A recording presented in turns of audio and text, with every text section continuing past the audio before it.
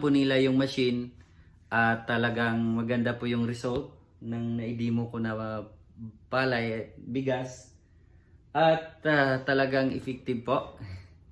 At mag-schedule na po for delivery maybe this week or next week. So thank you so much for trusting us. Sa lahat po na sa lahat po na bumisita sa aming booth doon sa AgriLink sa World Trade Center last October 5, 6 and 7.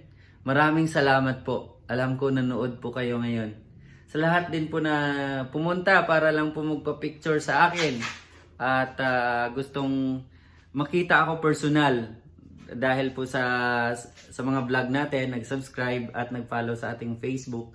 Maraming salamat po. I really appreciate your effort and time dahil po pumunta po kayo. At the same